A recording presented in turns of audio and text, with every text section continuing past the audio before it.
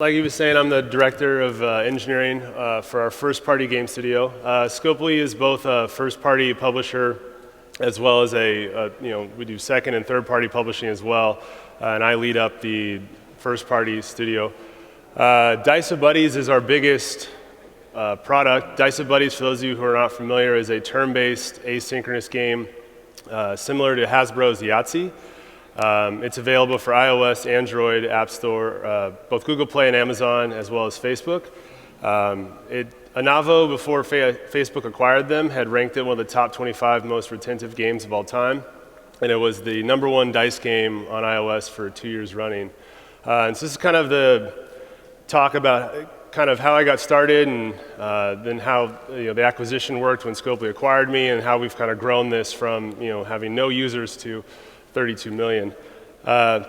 So where to begin? Well, I've always just kind of been interested in working on different side projects, and most people when they go home, I got a full-time job, I'm just going to kind of relax, but that's not how I work. I go home and I play the app lottery, which is what I call when you do all these side projects. The hope is that one of them will take off and you'll be able to actually kind of quit your day job and focus on that full time. So that's really where the desire came from. And the inspiration for me at the time, this is 2011 or 2010, Words of Friends had just kind of come out and was, I really like that turn-based asynchronous format. I like the idea that I could play Scrabble with my friends and we could finish a game over a course of a couple days. However, I'm not a very good speller, so I didn't find the game all that fun in that I would spell a 3-letter word, my coworker would come back with a 9-letter word and just destroy me. So I was like, well, what other games are there that I played as a child that would work well in this format? And I landed on Yahtzee, which was a family game that we played a lot of, and I said, I'm gonna adapt that to work for the turn-based environment. So I started getting to work on that in spring of 2011. And there's a lot of stuff when you're a team of one, you do everything. So when you have any kind of roadblock that gets in your way, the only person that's going to get it out of your way is you, and you just have to not be discouraged by that. And I found a really good strategy was I would kind of micro plan out what I was going to do down to a specific day, and I would kind of get my mind right on the way home. Like, all right, when I get home, I'm going to do X, Y, and Z, and then, if you only were able to accomplish X, you just got to not be discouraged by, the fact that it took me a little bit longer than, otherwise you're just going to get, burnt out and really frustrated. So then I decided, once I had kind of got the core game loop down, I released it to worldwide, and I was going to start working on additional updates, including like iPad support, adding sound, other little polish features. And the biggest thing was, how do I get users to download this game and give me that feedback that I so desperately need?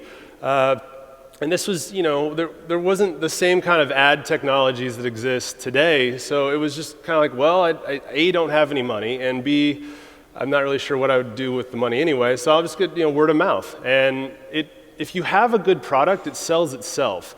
And just the fact that you can tell people, they download it, instantly hooked, I knew I really had something going here. And even to this day, when I look at the analytics, break it down by location, my hometown of Sacramento, California still has our highest DAU, which really kind of just enforces that word of mouth principle. It's had the most time to really grow there.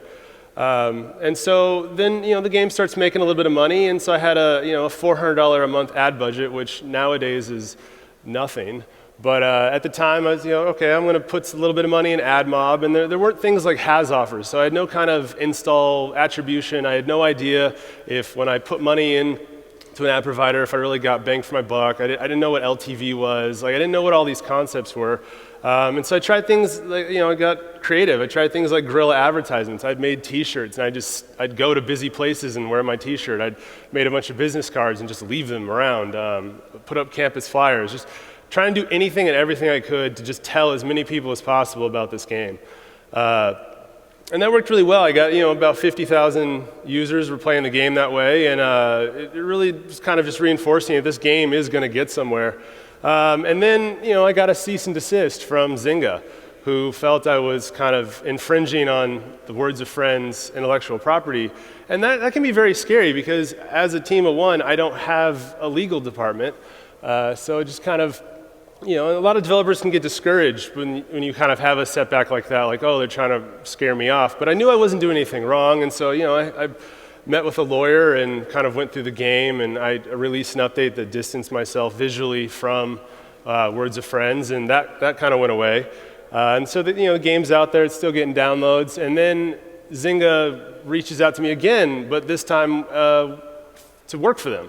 And I'm like, oh, that's kind of cool. So I go out, I meet the guys that made Words of Friends. I have a lot of respect for them, loved everything they were doing. And at that time, I'm really trying to think like, well, I mean, do I quit my job? Do I work on this full time? I'm making about the same money on this game as I am, working for my day job, but I'm not really sure how stable the income's going to be. I'm not really sure. Health insurance isn't free in America, so there's always like hidden costs, and you don't realize you have if you did quit. And after the time I had the Zynga interview, Stofle actually reached out to me, which was a small company in Los Angeles.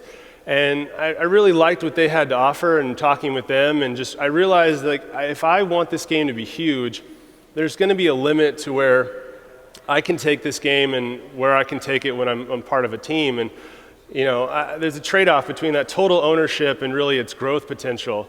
And so I decided to sell the game to Stofle and get acquired by them and really focus and be able to join the team environment. So I moved down to Los Angeles.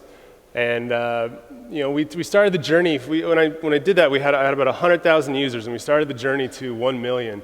And probably the biggest difference was I'm now going from a team of one to a team of many, which had a lot of benefits in that I had teammates who were very good at things I was not very good at. But probably my biggest hurdle or challenge that I had to overcome was the fact that now there's more people involved in this product, and other people have opinions, and they're not always stupid. Like, you have to actually, listen to people, and I get so passionately involved in what I've created. It's really hard to hear somebody tell you like, oh, you should do this or do something different. And, you're kind of worried that's going to destroy the game, but just kind of working in that team environment is very rewarding. And I can't stress enough just the importance of a good team. High performers really challenge and fuel other high performers. And in a startup environment, you have a bunch of talent. We had a bunch of talented people working crazy hours to all accomplish the same goal. And I learned more in my first 6 months working at Stofle than I had in the last 2 years working for my previous company. So. And then, like I said, letting people do what they're good at. So programmer art can really only take you so far. So on the left, we have what I did, my programmer art, and then this is our latest UI, and it's a lot better.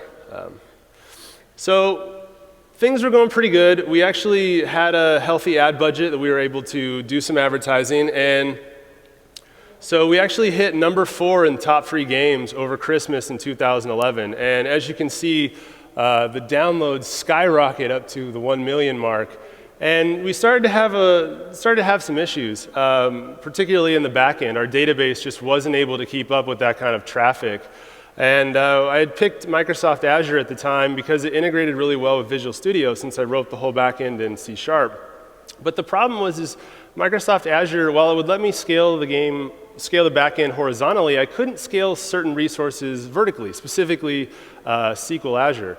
And that was something that we really needed. Their recommendation was to just add more databases. And if anyone's ever worked with database sharding, it's a nightmare. So we did not like that idea and decided to look at Amazon AWS. And so we actually, we prototyped it a little bit, and then we basically, went through the process. We had to make a few code changes. It was surprisingly easy to do. And then we, took the game down one night, and 4 hours later, we'd copied a database over and turned it back on, ran a couple tests, and everything was fine. And then we were able to scale from that point, both vertically and horizontally, well on up to, millions and millions of users. It was very nerve-wracking, though, because as you can see from the graph, I mean, we were having huge growth, tens of thousands of people are downloading the game, and you need to migrate it from one service to another. I mean, there was a lot of pressure to not mess that up, but it was so great working with a team in that you had more people that really cared about this and kind of making sure that every box was checked and there were going to be no problems.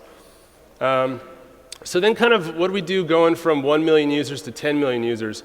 We realized that, while DICE is doing really great, we need to kind of diversify our portfolio.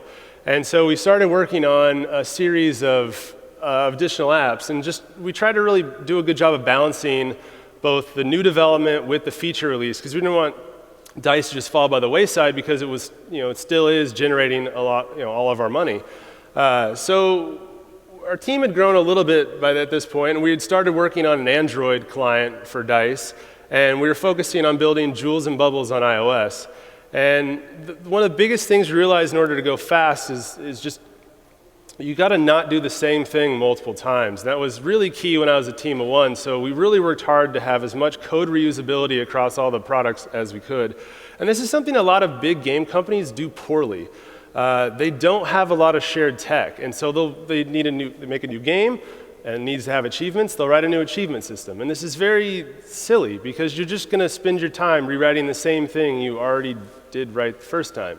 So we kind of took a step back and we focused on building a kind of a turn-based asynchronous framework that the game would sit on top. So when we made a feature for one game, all the games in our suite would benefit from it. And we worked on we'd kind of stagger the development. Like we had one developer working, two developers working on Jewels, and then kind of finish that up. Then we'd come back, do a release of DICE, do a release of Jewels. Then that team would go join the Bubbles team that had been starting. And this was working really well. We got Bubbles to #1, top free. And then we decided we want to make kind of bigger games, more feature-rich games. And we started kind of doing a co-dev. So with Mini Golf Matchup, we actually worked with a New Zealand team called Rocket Jump. And they were able to build the Unity-based game portion, and then we focused on building the native UI and the stuff that powered the asynchronous game, so like inventory management, user authentication, matchmaking, game progression. And so it let both teams do what they do best, and we were able to build this really feature-rich game in a very short amount of time. And we applied those lessons to both Wordly and Skee-Ball as well. And during this time, we really tried to grow out our team and really hire the right people. And so what's really tough is hiring. Like you think, oh, we'll just hire more people. It's super easy. No, it's not. It's really, really hard because you hire the wrong person and it's like a cancer in your organization, and you have to get rid of that as soon as possible. And for us, we wanted to stay relatively flat. So it required us to hire individuals that would kind of almost manage themselves. I mean, we tried to hire top performers that would drive and push themselves and not require a manager to kind of come by and make sure they're doing their job. Because we really wanted to avoid the pitfall of, you take your top performer and now he's lead of a team and he's no longer doing what he does best, which was being a top performer. He's now a manager. And so, this worked well for us. We finally did reach a size in the organization where having just a completely flat structure caused some growing pains, and we actually brought in experienced people to actually help with the managing, so we again could keep our top performers being top performers.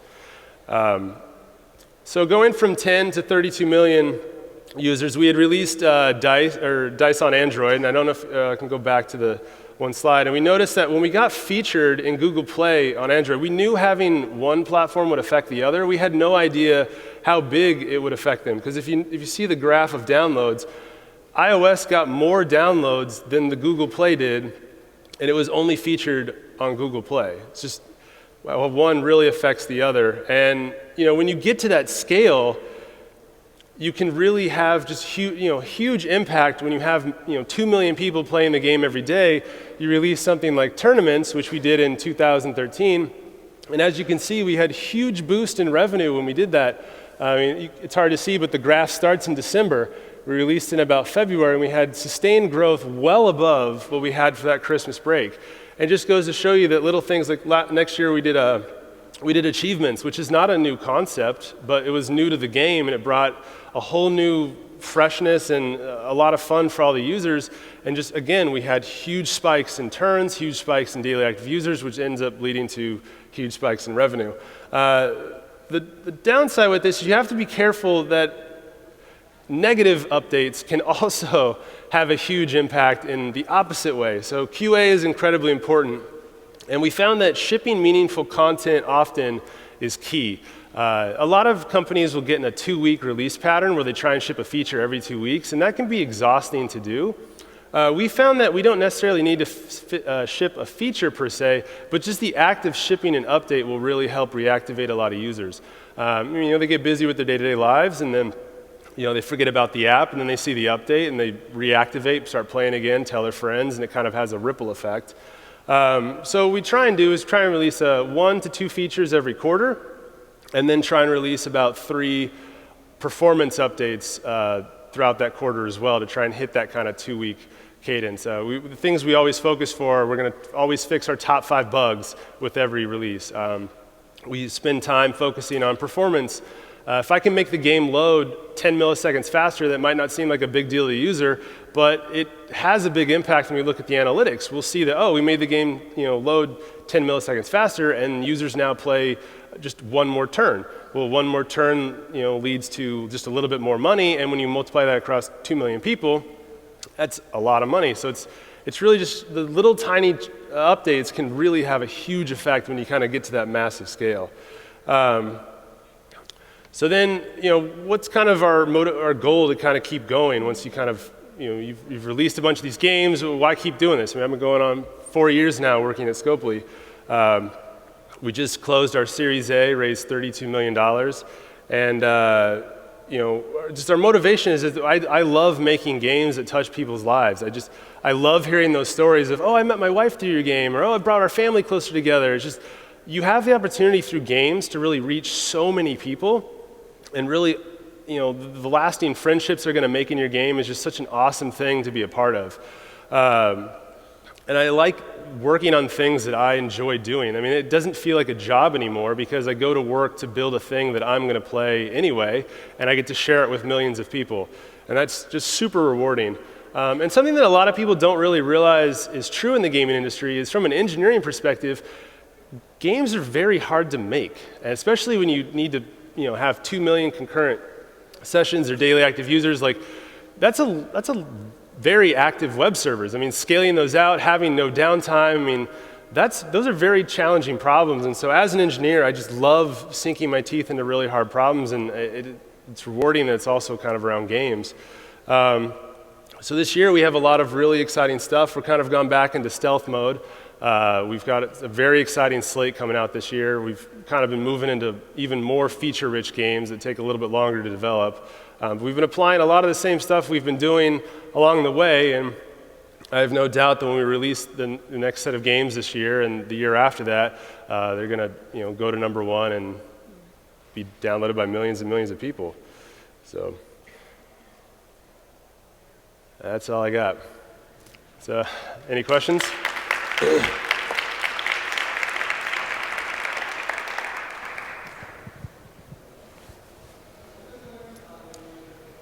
It's coming up.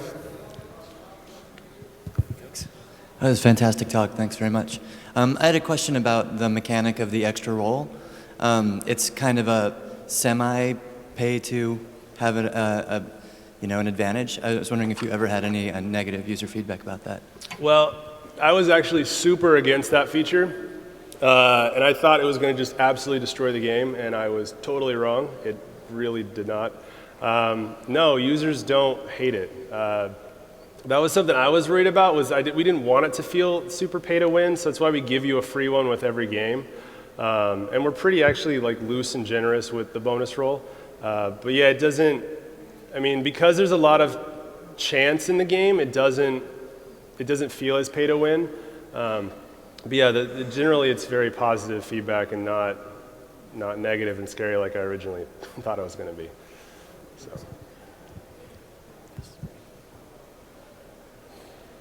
There's a question here.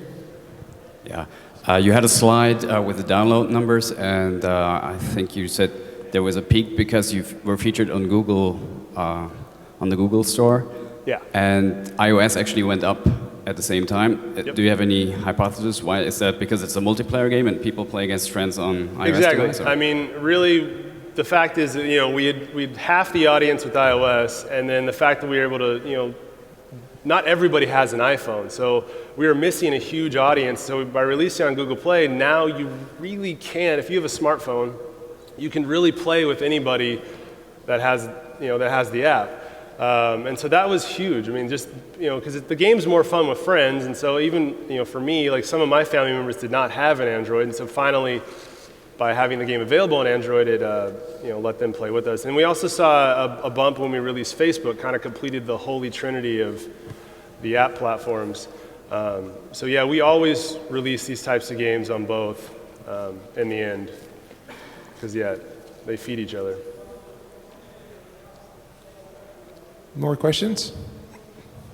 Okay, there's one over there. So what about some synchronous or asynchronous modes? It seems like all your games that Stofle does is like turn-based. I was wondering if you guys have any plans to try something else. Yeah, and why not? We are stepping out of the turn-based mode. The next couple of stuff we're working on some time management style games and some games that involve kind of a solo play, and then also a synchronous, like real-time head-to-head mode. Trying to move away from some of the turn-based stuff. I mean, we've done 6 titles now that way, and I'm personally ready for something new. So yeah, we are. The stuff this year will not be turn-based. More questions? I noticed you have a paid and a free version. Yeah, we stopped doing that. You stopped doing that? Yeah, that was I mean, at the time, it made sense, but it's from a development standpoint and from a user standpoint, it's a lot easier just to have one SKU that you update and just have an option to remove ads. Also, from a charting position, it makes a lot more sense to just have one. So we technically split revenue and chart, downloads and all that sort of stuff across 2 SKUs, which hurts us in chart positioning in the end. So yeah, as of Bubbles was the last one we did that for, and mini golf we did not. Mini golf went to #1 in just a matter of hours, which was pretty cool. So. And in terms of monetization, ads, in-app purchases, can you tell us anything about that? Yeah, we have both ads, and then for Dice, it's just the bonus roll. And ads make up a huge portion of our revenue. We've really spent a lot of time optimizing our ad flow and really just try to maximize how we show ads, across all the different users. I mean, we're serving billions of impressions, so it's tough to. You can't really work with just any one ad provider. So, yeah, we spend a lot of time there optimizing that. Do you use mediation platforms? We do. We use MoPub as our mediation, but we have some kind of secret sauce we kind of bring to the mix to do some stuff on the client to kind of further optimize. All right, good. Last chance for questions. All right, well, thank you so much.